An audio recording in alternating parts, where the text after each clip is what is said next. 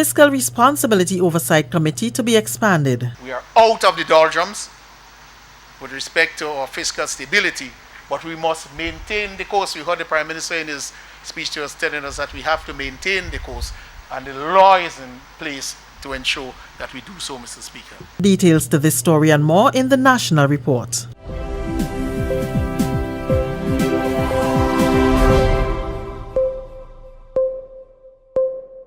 With the National Report, I'm Leslie Ann Johnson Cornwall.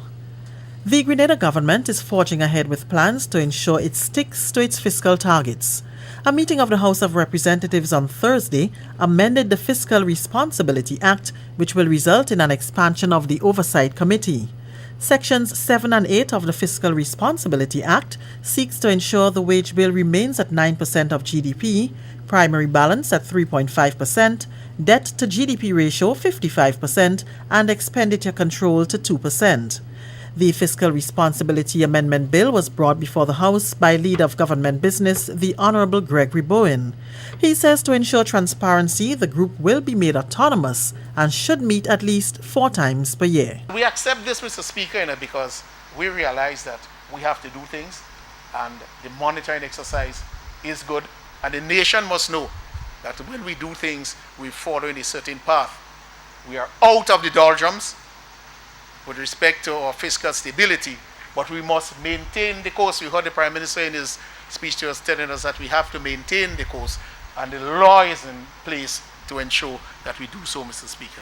Trade and Economic Development Minister, the Honourable Oliver Joseph, welcomes the decision to expand the committee, which will ensure that Grenada is sticking to its fiscal targets. I think this is good for the state. As I repeat, we do not want to go back to the situation that we found ourselves in.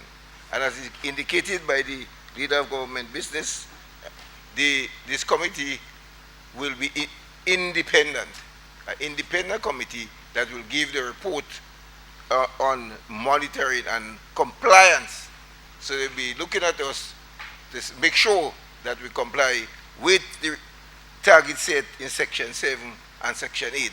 The Fiscal Responsibility Oversight Committee shall comprise 5 members instead of 3, and a chairperson is to be appointed by the Governor-General.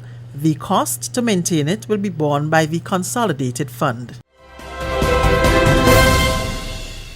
Grenada will soon be officially in possession of a document that will provide the country with access and presence on overseas markets.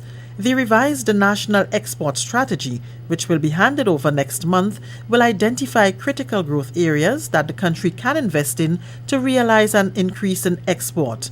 The Commonwealth Secretariat had engaged consultants to prepare the strategy. So that will be a guiding document for the country to look at the sectors, invest in the sectors with the intention of increasing our export.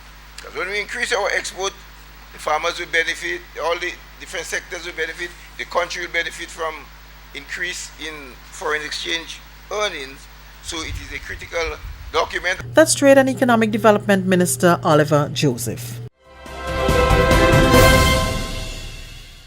Foreign Affairs Minister, the Honourable Elvin Nimrod, says Grenada and other countries must remain committed to the Paris Climate Accord so that they do not become unnecessary victims of climate change.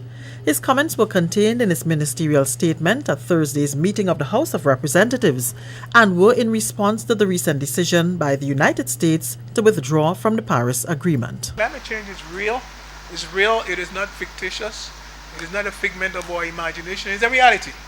And as we look around and we see the effects of climate change, all of us, Mr. Speaker, must be concerned for our future livelihood, both for ourselves and for generations yet to come. The chairman of the World Bank Small States Forum, Dr. The Right Honourable Keith Mitchell, expressed his deep disappointment at the U.S. decision and recently issued a statement saying the action will have a direct and negative impact on all small island and low-lying coastal developing states. Dr. Mitchell also said Grenada and other small states will continue to champion the cause and lead the charge for all nations to abide by their moral, economic and political responsibility in taking the necessary actions to protect the planet. This is the National Report. More news after the break. It's cleanup time again this weekend, Friday, June 9th to Sunday, June 11th from 6 a.m. And we're inviting one and all to join the movement. Come be a part of the National Cleanup Campaign.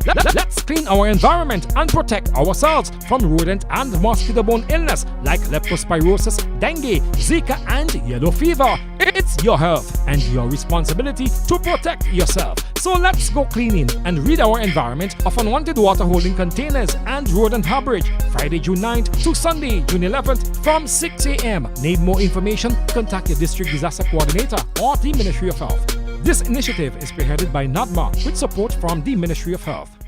House Speaker Mr. Michael Pierce says greater encouragement must be given to principals who are seeking to raise funds to create an enhanced learning environment for students. During a meeting of the House of Representatives on Thursday, Mr. Pierre, a former school principal, said it helps no one if such efforts are politicized by others. So when we're politicizing the principal asking teachers, asking parents to assist, we're not helping the system. We are really discouraging principals. We are attacking government. We are throwing dirty water where parents and community must be asked and encouraged to help. So when I heard about government didn't do this, that is why this is happening, government would never be able to. And I must say this, because as a principal, I knew what I had to do. You had to ask parents to do this, and parents did it. Mr. Pierce says supporting the principals in their fundraising ventures can serve to instill a sense of responsibility in students. His comments come on the heels of a resolution between the Ministry of Education and Human Resource Development and the Grenada Union of Teachers regarding the GBSS furniture matter. The Commonwealth is fully embracing the blue economy with a new initiative called a Blue Commonwealth and sought Grenada's support, touting this country's initiative toward the development of a blue innovation institution. Prime Minister Dr. The Right Honourable Keith Mitchell served as a featured speaker on the panel of a high-level Blue Commonwealth side event this week during the United Nations Ocean Conference. Dr. Mitchell highlighted, among other matters, the urgent need for capacity building in today's growth industries for small islands, such as coastal tourism, marina services, and fisheries management. He also reiterated Grenada's call for new innovations and technologies in ecosystem management, aquaculture, biotechnology, and ocean energy. And that's the National Report. I'm Leslie Ann Johnson Cornwall.